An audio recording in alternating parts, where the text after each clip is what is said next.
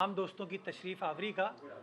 आज की press conference करने का बुनियादी मकसद सॉलिड वेस्ट मैनेजमेंट के हवाले से कुछ अहम फ़ैसले, कुछ संग मील जो सिंध सॉलिड वेस्ट अबूर करने जा रहा है या अबूर कर लिए हैं, उसकी तफसीलात अवामुन्नास के साथ शेयर करना है। जैसा कि आप तमाम दोस्त जानते हैं कि माजी में कराची शहर के अंदर सॉलिड वेस्ट एक बहुत बड़ा चैलेंज था। मुख्तलिफ डिस्ट्रिक्ट्स के अंदर मुख्तलिफ इंतज़ामात थे। हर डीएमसी ये कहती थी कि हमारे पास इख्तियारात नहीं हैं, वसाइल नहीं हैं।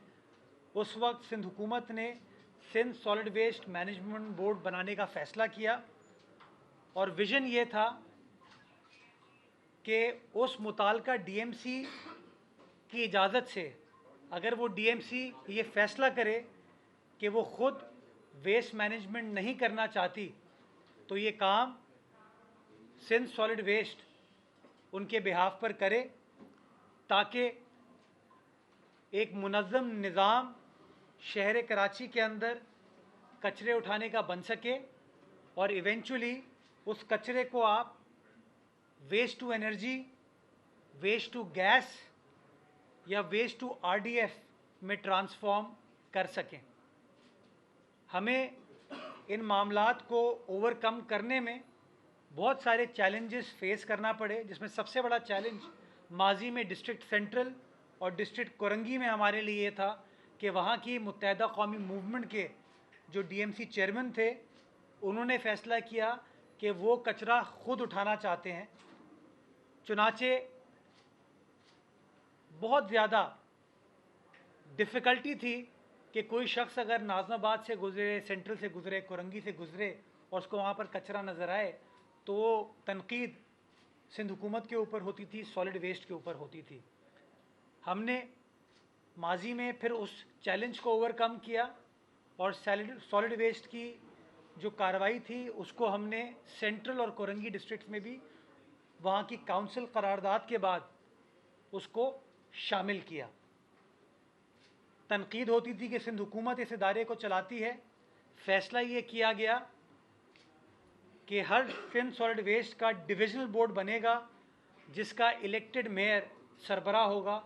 नतीजा ये हुआ कि कराची में, हैदराबाद में, सक्खर में, नवाबशाह में, लाड़काना में आपके डिविजनल बोर्ड उनके मेयर की सरबराही में तश्कील दिए गए और कराची का डिविजनल बोर्ड कानून के मुताबिक मैं उसका चेयरमैन हूँ। जब माजी में इस निज़ाम को मुतारिफ़ कराया जा रहा था, जिस तरह लाहौर में मुतारिफ़ कराया गया था, तो ये ट्रांजैक्शन थी डॉलर्स के अंदर, यानी कि आपका ज़र मुबादला इसके ऊपर ख़र्च होता था।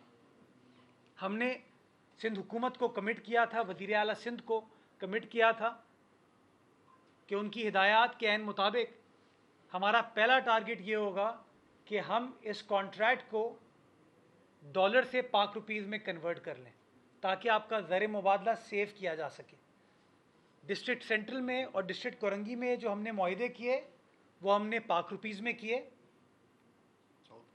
साउथ में हमने फिर पाक रुपीज़ में किए और अब मलीर, किमाड़ी और वेस्ट में आज जो ये मुआहदा हुआ है उसके तहत ये फ़ैसला कर लिया गया है कि अब पेमेंट जो है वो डॉलर्स में नहीं होगी बल्कि पाक रुपीज़ में होगी, जिसका फ़ायदा हमें 2-3 तरीक़ों से होगा जो कि मैं आपको एक्सप्लेन करता हूँ। पहला तरीका तो ये है कि मौजूदा मुश्किल मुआशी हालात में आप अपना ज़र मुबादला सेव करने में कामयाब हो पाएंगे।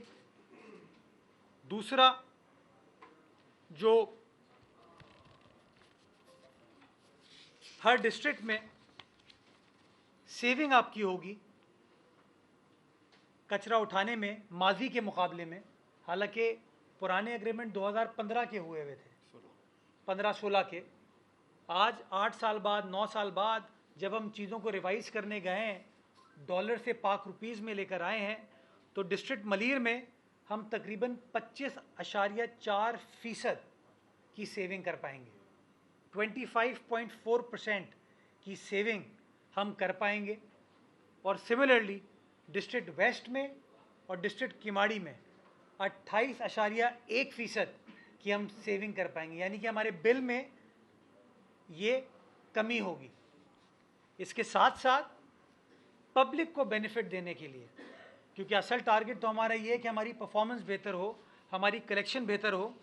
हमारा टारगेट ये है कि हम डिस्ट्रिक्ट मलीर में इंशाल्लाह 1602 टन डेली सॉलिड वेस्ट उठाएंगे, 1602 टन पर डे। और ये करते हुए हम तकरीबन 117 नई मशीनरी इस सिस्टम में इंजेक्ट करेंगे। 117 नई मशीनरी जो है, जिसमें बिन होता है, कॉम्पैक्टर वगैरह होता है, उसको हम डिस्ट्रिक्ट मलीर में शामिल करेंगे। इक्विपमेंट जो है हमारे पास 647 नया इक्विपमेंट इसके अंदर शामिल किया जाएगा, और उसके साथ साथ 506 नई लेबर इसके अंदर शामिल करने में हम कामयाब होंगे। यानी कि बताने का मकसद ये है कि जो आपके एक्सपेंसेस हैं उसके डिस्ट्रिक्ट मलीर में 25% कमी हो रही है, लेकिन 25% कमी होने के बावजूद, पाक रुपीज़ में पेमेंट होने के बावजूद, आप 500 लोगों को मुलाजमत दे पाएंगे, अपने स्टाफ में इजाफा कर पाएंगे, यानी कि बेहतर कलेक्शन आपकी हो पाएगी। तकरीबन मशीनरी जिसमें बड़े डंपर से लेके छोटे डंपर्स, कॉम्पैक्टर, वो 117 आप ऐड कर पाएंगे, और तकरीबन कोई 647 आपकी जो है इक्विपमेंट, जिसमें कंटेनर बड़े छोटे किस्म के जो होते हैं, उसको आप ऐड कर पाएंगे। इसके बाद डिस्ट्रिक्ट वेस्ट के अंदर हम 1606 टन डेली कचरा उठाने की पोजीशन में होंगे। 451 लोगों को हम रोज़गार दे पाएंगे इजाफी, यानी कि आपका जो लेबर है उसमें इजाफा होगा। 491 इजाफी स्टाफ हायर किया जाएगा। इक्विपमेंट 797 इक्विपमेंट को इंजेक्ट किया जाएगा, नए इक्विपमेंट को, और तकरीबन 61 नई मशीनरी है जो कि हम शामिल करेंगे इस डिस्ट्रिक्ट वेस्ट के अंदर इस नई अरेंजमेंट के तहत। डिस्ट्रिक्ट किमाड़ी में इंशाल्लाह 1431 टन पर डे हमारा टारगेट है कचरा उठाने का। उसके साथ साथ 173 इजाफी लेबर हम हायर करेंगे। 632 नई इक्विपमेंट इंजेक्ट की जाएगी, और 41 नई मशीनरी जिसमें बड़े डंपर वगैरह हैं वो हम शामिल कर पाएंगे। निज़ाम को ट्रांसपेरेंट बनाने के लिए आपके कैमरे के पीछे जो आपको स्क्रीन्स नज़र आ रही, जब मैं कहता हूँ कि डिस्ट्रिक्ट मलीर से 1500 टन कचरा उठाया जाएगा, तो मैं इसलिए ये वसूख से कह पाऊँगा कि हमने अपना सिस्टम डेटाबेस इस तरह डिजिटाइज कर दिया है कि हमें एक एक डिस्ट्रिक्ट से जो कलेक्शन होती है, और कलेक्शन के बाद वो लैंडफिल साइट तक पहुँचता है, हमें उसकी तफसीलात, मालूमात इन टर्म्स ऑफ टनेज मिलती है। और पेमेंट जो करते हैं हम, वो पेमेंट उस टनेज के हिसाब से करते हैं जो कि वहाँ पहुँच रहा है। सिमिलरली आपका जो लेबर है, जो लेबर काम कर रहा है, उसकी अटेंडेंस हो, आपके कितनी गाड़ियाँ, कितनी आपके बड़े ट्रक ट्रॉले काम कर रहे हैं, उसकी तफसीलात डेली बेसिस के ऊपर आपके सामने आती है, और उस डेटाबेस के ऊपर आप कर पाते हैं। Last but not the least, जो सबसे अहम चीज़ है जो कि इस निज़ाम में, माजी के निज़ाम में ख़राबी थी, माजी का निज़ाम एंड टू एंड नहीं था। आपने कचरा किसी डिस्ट्रिक्ट से उठाया और आपने उसको GTS पर डंप कर दिया, वो कचरा all the way landfill site तक ले जाने की ये कंपनी मजाज नहीं थी। अब इस नए मुआहदे के तहत ये जो पेमेंट हमने करेंगे, जिसमें 25% मलीर में कमी ला रहे हैं और 28% वेस्ट और किमाड़ी में कमी लाई जा रही है, इसके अंदर वो GTS तक नहीं, लैंडफिल साइट यानी कि जाम चाकरो और गोंद पास तक कचरे को ज़मीन बोस करेंगे, तब जाके उनको पेमेंट की जाएगी।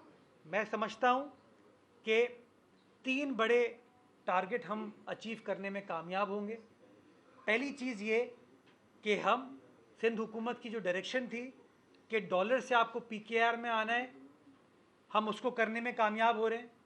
नंबर 2, हम किफ़ायत शुमारी करते हुए जो ओवरऑल एक्सपेंडिचर है अमाउंट, उसकी सेविंग कर पा रहे हैं। नंबर 3, हम मशीनरी में, अमले में, इक्विपमेंट में इजाफा करने में कामयाब होते हैं। और चूंकि सारा कचरा अब ये डायरेक्टली इनकी जिम्मेदारी होगी कि लैंडफिल साइट तक ये लेके जाएंगे, तो हमारी लैंडफिल साइट की जो क्वालिटी है, जो हमारा टारगेट है वेस्ट टू एनर्जी का, कि हमें जो गैस वहाँ से पैदा करनी है, बिजली पैदा करनी है और RDF करना है, उसको हम अचीव करने में ज़्यादा बेहतर पोजीशन में इंशाअल्लाह होंगे। ये वो कमिटमेंट थी जो हमने कराची वालों के साथ की थी कि किस तरीके से चीज़ों को हम बेहतरी की तरफ लेके जाएंगे। निज़ाम आइडियल नहीं हुआ, लेकिन हाँ, कॉन्स्टेंटली इसके अंदर बेहतरी आ रही है और इंशाअल्लाह इसको मज़ीद बेहतरी की तरफ हम लोग लेके जाएंगे, ताकि लोगों के जो मसाइल हैं वो मसाइल अकॉर्डिंगली हल हो सके। मैं अगले हफ्ते 10 दिन में इंशाअल्लाह एक और प्रेस कॉन्फ्रेंस करूँगा वेस्ट टू एनर्जी के हवाले से, जो प्रोग्रेस है हमारी, कि जो RDF का प्लांट लगना है वो कहाँ तक पहुँचा, जो 50 मेगावाट बिजली का प्लांट है वो कहाँ तक पहुँचा, और जो 50 मेगावाट की इक्विवेलेंट गैस का प्लांट लगने जा रहा है वो कहाँ तक पहुँचा। ये इंशाअल्लाह आपको टारगेट हम अगले हफ्ते 10 दिन के अंदर चीज़ों को मज़ीद क्लैरिफाई करके उसकी तफसीलात आप तमाम दोस्तों के साथ शेयर करेंगे। आखिर में अपनी सर्विस को बेहतर बनाने के लिए हमारा कंप्लेंट रिड्रेसल मेकनिज़म है, जो मैं आप शहरियों के सामने रखना चाहता हूँ, 1128। किसी शख्स को, किसी शहरी को परेशानी है, प्रॉब्लम है कि उसका कचरा नहीं उठाया जा रहा, वो 1128 पर कॉल करके अपनी कंप्लेन को दर्ज करा सकता है, ताकि ये इदारा, ये अमला ज़्यादा बेहतर तरीके से लोगों की खिदमत कर सके। ये हर डिस्ट्रिक्ट के अंदर जो टीम है, ये रिस्पेक्टिव टाउन्स के साथ और रिस्पेक्टिव यूसीज़ के साथ क्लोज कोऑर्डिनेशन में काम कर रही है। MD साहब हों या हमारे डिफरेंट डिप्टी डायरेक्टर्स हों डिस्ट्रिक्ट के, वो आपके पब्लिक रिप्रेजेंटेटिव्स के साथ बैठते हैं, उनके जो ग्रीवेंसेस होते हैं, जो इश्यूज़ होते हैं, उसको एड्रेस करने की कोशिश की जाती है, ताकि जो मैक्सिमम रिलीफ है, लोगों की खिदमत है, वो इंशाअल्लाह हम कर सकें। तो इस उम्मीद वाला वक्त हमारे शहर के लिए, हमारे सूबे के लिए, प्यारे पाकिस्तान के लिए बेहतर होगा और हम एक साफ़ सुथरा, हरा भरा मुआशरा बनाने में कामयाब होंगे। पाकिस्तान जिंदाबाद।